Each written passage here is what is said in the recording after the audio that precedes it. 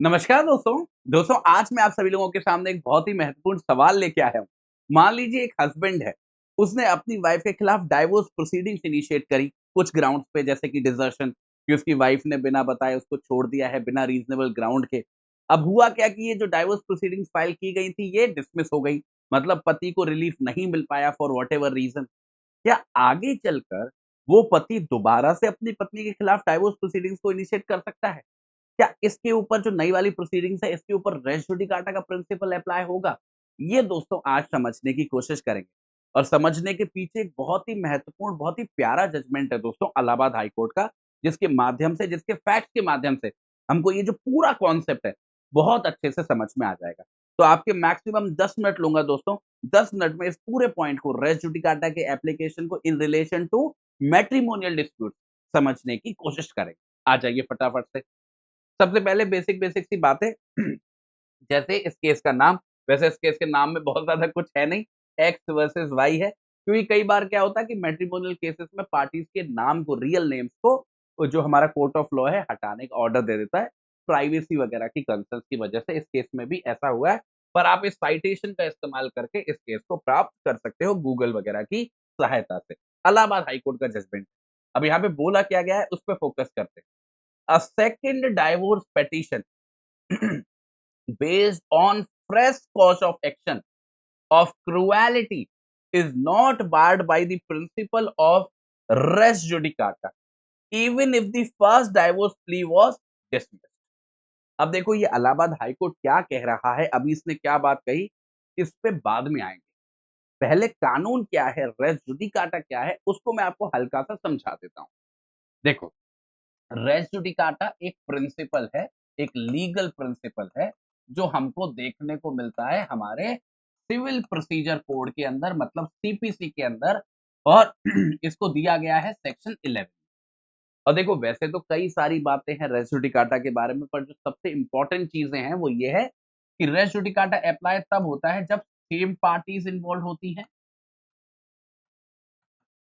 जब पार्टीज के बीच में सेम कॉज ऑफ एक्शन होता है, और आम तौर पर जब पार्टीज एक दूसरे के खिलाफ मोर और लेस सेम तरीके के रिलीफ्स मांग रही होती हैं। तो ऐसे किसी कॉन्टेक्स्ट में हम मानते हैं कि रेस जुडिकाटा का प्रिंसिपल अप्लाई हो जाएगा। और रेस जुडिकाटा के प्रिंसिपल के अप्लाई होने का मतलब क्या है दोस्तों, कि अब दोबारा से नया केस फाइल नहीं किया जाएगा उन सेम पार्टीज के द्वारा सेम कॉज ऑफ एक्शन के बारे में जिसके अंदर सेम रिलीफ मांगे जा रहे हो। जैसे मैं आपको एग्जांपल देता हूं। मान लीजिए कोई भी प्रॉपर्टी है, जिस प्रॉपर्टी का कब्जा आपके पास है। मेरा ये कहना है कि मैं इस प्रॉपर्टी का मालिक हूँ और मुझे इस प्रॉपर्टी का कब्जा मिलना चाहिए। फॉर एग्जाम्पल, मैंने इसके बारे में सूट फाइल किया और कोर्ट के सामने ये पूरी साबित करने की कोशिश की कि इस प्रॉपर्टी का मालिक मैं हूँ। किन्हीं भी कारणों से मैं साबित नहीं कर पाया और फैसला आपके फेवर में आ गया, मतलब कोर्ट ने कहा कि आप ही मालिक हो और आप ही के पास कब्जा होना चाहिए। तो ऐसी परिस्थिति में अगर अब मैं चाहूँ कि आपके खिलाफ एक नया केस फाइल करूँ, जिसमें मैं फिर से यही कहूँ कि इस प्रॉपर्टी का मालिक मैं हूँ और इस प्रॉपर्टी का कब्जा मुझे मिलना चाहिए, तो ऐसी परिस्थिति में ये जो नया केस मैं फाइल करने की सोच रहा हूँ, ये हिट हो जाएगा रेस जुडिकाटा के प्रिंसिपल से। हिट हो जाएगा मतलब ये नया केस मैं फाइल नहीं कर पाऊँगा, क्योंकि रेस जुडिकाटा की जो रिक्वायरमेंट्स हैं वो सैटिस्फाई हो रही हैं। क्योंकि सेम पार्टीज़ इन्वॉल्वड है, पहले भी मैं था, आप थे, अब भी मैं हूँ, आप हो। सेम कॉज़ ऑफ एक्शन है कि मेरी प्रॉपर्टी पे आपने कब्ज़ा कर लिया है, वो असल में मेरी प्रॉपर्टी है, तो बिल्कुल सेम कॉज़ ऑफ एक्शन है। सेम रिलीफ माँग रहा था कि मेरे को घोषित कर दिया जाए कि मैं इस प्रॉपर्टी का मालिक हूँ और इस प्रॉपर्टी का कब्ज़ा मुझे दिलवा दिया जाए। तो पहले अगर मैं कोई चीज़ कर चुका हूँ, तो दोबारा मेरे को वही चीज़ नहीं करने की परमिशन मिलेगी। क्योंकि ये बहुत इंपॉर्टेंट लीगल प्रिंसिपल है दोस्तों, कि there should be an end to legal process, कि लीगल प्रोसेस कभी खत्म होना चाहिए। अगर बारंबार एक ही मुद्दे को लेकर हम लड़ते रहेंगे, झगड़ते रहेंगे, तो कभी कार्रवाई कभी खत्म ही नहीं होगी, कोई फ़ायदा ही नहीं है, इतने सारे रिसोर्सेज़ को वेस्ट करने का। तो ये रेस जुडिकाटा का प्रिंसिपल यहाँ से निकल के आता है। और केवल बेटा रेस जुडिकाटा का प्रिंसिपल नहीं है, एक और प्रिंसिपल आपको बहुत बढ़िया समझाता हूँ मैं। देखो, अगर आप सीपीसी को पढ़ो और सीपीसी के ऑर्डर 2 को खोलो, उस ऑर्डर 2 के रूल 2 को पढ़ना ज़रा। वहाँ पे भी आपको एक बहुत महत्वपूर्ण बात सीखने को मिलेगी।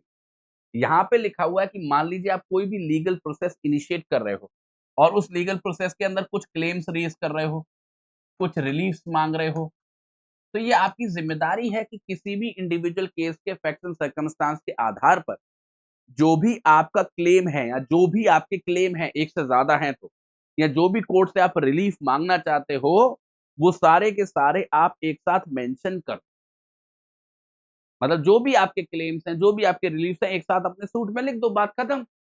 कोर्ट कंसीडर कर लेगा कि आपको कौन सा रिलीफ देना है, कौन सा रिलीफ नहीं देना है, बात खत्म हो जाएगी। पर अगर आप चालाकी दिखाते हो, आप कोई सूट फाइल करते हो जिसके अंदर आप कुछ क्लेम रेज करते हो और कुछ को बचा लेते हो, तो हमारा ऑर्डर 2 का रूल 2 कहता है कि जो रिलीफ आपने बचाए, जो क्लेम आपने बचाए, जिनको आप रेज कर सकते थे पर आपने नहीं किया, तो उन क्लेम्स को आधार बनाकर आप कोई नया केस फाइल नहीं कर पाओगे। जैसे फॉर एग्जांपल मैं आपके खिलाफ एक केस फाइल करता हूं जिसमें मैं ये कोर्ट से कह रहा हूं कि मेरे को घोषित कर दिया जाए कि इस प्रॉपर्टी का मालिक मैं हूं। इसी सूट के अंदर मैं चाहता तो ये भी रिलीफ मांग सकता था कि ये घोषित भी कर दिया जाए कि मैं मालिक हूं और मेरे को इस प्रॉपर्टी का कब्जा भी दिलवा दिया जाए। ये दोनों क्लेम मैं रेज कर सकता था सूट में, पर मैंने जानबूझ के नहीं। मैंने केवल मांगा कि मेरे इस सूट के अंदर कि मेरे को घोषित कर दिया जाए कि मैं मालिक।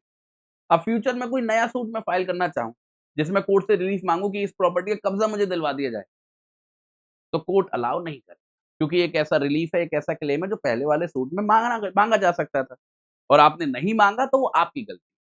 आप जब कोई क्लेम रेज़ कर सकते हो पर नहीं कर रहे हो जानबूझ के, तो ऐसा माना जाता है कि आपने खुद अपनी इच्छा से उस क्लेम को छोड़ दिया है। तो फ्यूचर में आप उसको रेज़ नहीं कर पाओगे। ये है दोस्तों सीपीसी का ऑर्डर टू और रूल। तो ये जो दोनों ही कॉन्सेप्ट हैं, रेस जुडिकाटा का और ऑर्डर टू और रूल टू, ये दोनों ही अप्लाई होते हैं इस केस के इंडिविजुअल फैक्ट्स एंड सर्कमस्टांसेस में।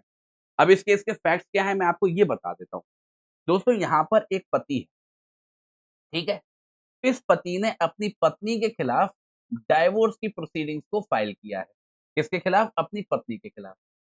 और ये आधार क्या है इसकी डाइवोर्स मांगने का? कि इसकी पत्नी ने इसके साथ डिसर्शन किया है। डिसर्शन का मतलब क्या होता है? कि इसकी पत्नी ने बिना बताए, बिना रीजनेबल कॉज के इसको छोड़ दिया है। तो इस आधार पर इसने डाइवोर्स फाइल किया था। अब ये डाइवोर्स प्रोसीडिंग्स चली और अल्टीमेटली इनको डिसमिस कर दिया गया, मतलब पति को डाइवोर्स नहीं मिल पाया। ठीक है? अब थोड़ा समय निकल गया, 1-2 साल और निकल गए। 1-2 साल निकलने के बाद ये जो पति है, ये फिर से अपनी पत्नी के खिलाफ डाइवोर्स प्रोसीडिंग्स को इनिशिएट कर रहा है। और यहाँ पर वो डाइवोर्स माँग रहा है, एक तो वही डिसर्शन के आधार पर और एक और ग्राउंड जोड़ दिया उसने क्रूएलिटी के आधार पर। क्रूएलिटी का मतलब क्या है? कि उसको मानसिक रूप से या शारीरिक रूप से प्रताड़ित किया गया है। तो इन 2 आधारों पर डाइवोर्स माँगा। हमारे सामने सवाल ये है कि ये जो दूसरी डाइवोर्स प्रोसीडिंग शुरू की जा रही है पति के द्वारा, क्या इसके ऊपर रेस जुडिकाटा अप्लाई होगा? क्या इसके ऊपर ऑर्डर टू रूल 2 अप्लाई होगा? That is the question. तो देखो, सेम पार्टीज़ हैं, बिल्कुल, यहाँ पे भी वही हस्बैंड-वाइफ है, यहाँ पे भी वही हस्बैंड-वाइफ है। सेम रिलीफ माँग रहे हैं, हाँ, यहाँ पे भी डाइवोर्स माँग रहे हैं, यहाँ पे भी डाइवोर्स माँग रहे हैं। पर एक चीज़ का फ़र्क, कॉज़ ऑफ एक्शन। यहाँ पे कॉज़ ऑफ एक्शन अलग है, यहाँ पे कॉज़ ऑफ एक्शन अलग है। कैसे कॉज़ ऑफ एक्शन अलग है? मैं आपको बताता हूँ। यहाँ पे जो डिसर्शन का ग्राउंड लिया जा रहा है, वो अलग समय के बारे में लिया जा रहा है, अलग तारीखों के बारे में लिया जा रहा है, कि आप फलानी तारीख को मेरे को छोड़ के चली गई थी बिना बताए, आप अभी तक लौट के नहीं आई हो। वो यहाँ पे आपने ग्राउंड लिया। अब जब आप दोबारा डाइवोर्स माँग रहे हो, दोबारा डिसर्शन का ग्राउंड ले रहे हो, तो ये जो आपने नया ग्राउंड लिया ना डिसर्शन का, ये उस वाले फैक्ट्स के बारे में नहीं है जब आप 2011 में मेरे को घर से छोड़ के गई। अब आपने ये दोबारा हरकत करी। मानो ये कार्रवाई पूरी हो गई थी, डिसमिस हो गया था, पत्नी आके रहने लगी थी अपने पति के साथ, फिर वो फिर से छोड़ के चली गई। तो ये जो फिर से छोड़ के गई है, ये तो नया फैक्ट है ना। इस नए फैक्ट के आधार पर तो पहले वाला केस नहीं हुआ था। तो इस नया फैक्ट के आधार पर तो मैं डिसर्शन माँग सकता हूँ। तो एक नया कॉज़ ऑफ एक्शन है। इसी तरीके से क्रूएलिटी, पहले क्रूएलिटी नहीं हुई थी। अब इसने क्रूएलिटी मेरे साथ की है।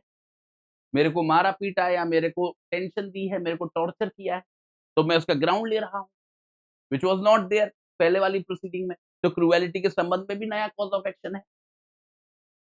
तो रेस जुडिकाटा का प्रिंसिपल नहीं अप्लाई होना चाहिए। तो भले ही सेम पार्टीज़ इन्वॉल्वड हैं, भले ही सेम रिलीफ माँग रहे हैं, पर वो जो आधार है, जिन आधारों पर वो रिलीफ माँगे जा रहे हैं, वो अलग। पहले दूसरी घटना के बारे में था, अब दूसरी घटना के बारे में। ठीक है? तो इसलिए रेशो टिकाटा का प्रिंसिपल अप्लाई नहीं होगा। और जहां तक बात ऑर्डर टू रूल टू की है, वो भी अप्लाई नहीं होगा। जैसे फॉर एग्जाम्पल मान लीजिए जब ये पहले वाली प्रोसीडिंग फाइल की गई थी, तो वहां पे अगर वो पति चाहता तो डिजर्शन के साथ क्रूएलिटी का भी ग्राउंड ले सकता था। अगर उसके साथ कुछ गलत हुआ था तो वो क्रूएलिटी का भी ग्राउंड ले सकता था पहले भी, पर उसने नहीं लिया, चलो किसी भी कारण से। तो हम ये नहीं कह सकते कि आपने पहले क्रूएलिटी का ग्राउंड नहीं लिया तो आप नई में भी क्रूएलिटी का ग्राउंड मत लो, क्योंकि अगर आपने पहले नहीं लिया तो आपने अपना क्लेम छोड़ दिया है, ऐसा नहीं बोल सकते। क्यों? क्योंकि अगर वो पहले क्रूएलिटी का ग्राउंड लेता भी तो वो अलग फैक्ट्स के बारे में होता। अब भी वो जो क्रूएलिटी का ग्राउंड ले रहा है वो अलग फैक्ट्स के बारे में, वो सारी घटनाएँ हैं जो पहले वाली कार्रवाई के खत्म होने के बाद हुई हैं। पहले अगर क्रूएलिटी का ग्राउंड लिया होता तो वो उन घटनाओं के बारे में होता जो पुरानी है।